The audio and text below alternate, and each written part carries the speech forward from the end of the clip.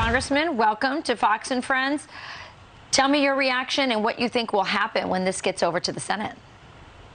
Hey, good morning, Rachel. And look, I think when you're seeing across the country, millions of people that are finding out more and more about what's in this bill don't like it. They already are angry about the inflation that's raising the cost of everything they buy.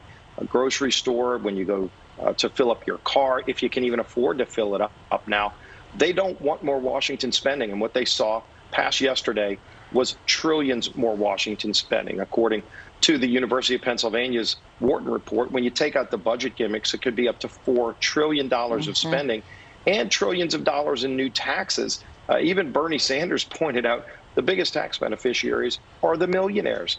The people that are going to be paying the most are going to be lower income people. Look at the natural gas tax. We're getting ready to face a cold winter. Imagine paying 30% more for your electricity bill because of what the Democrats put in this bill, because they want to go spend millions more. They want to have millions more people get amnesty at the same time the Biden administration is negotiating to give $500,000 checks to people who came here illegally. How's that going to make our border crisis? It's going to make it worse. People know that. They are just saying, stop the madness. That's what Virginia voters said 2 weeks ago. Surely President Biden and Speaker Pelosi don't care what those voters say. They just want to spend more money, rack up more debt, and increase inflation even higher. Congressman, I want to get your reaction to where this goes from here, because if we know the procedure right, it's going to go over to the Senate, and they're going to reach some compromise if they want even a shot to get Sinema and Manchin to vote for the bill. Then it's going to go back to the House.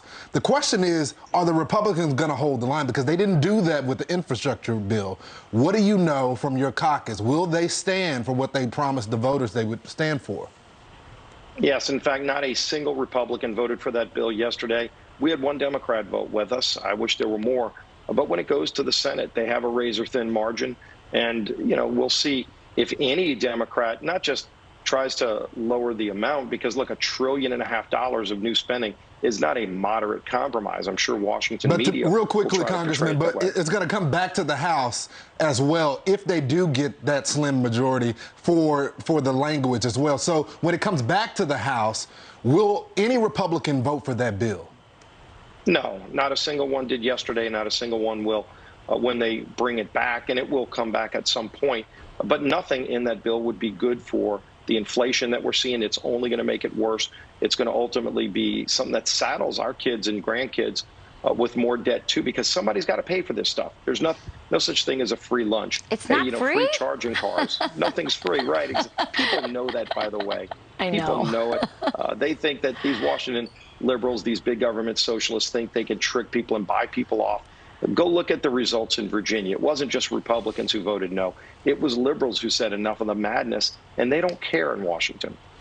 House Minority Whip Steve Scalise, thank you for getting up with us this morning. Thanks, Congressman. Thank you, Congressman. Happy Thanksgiving.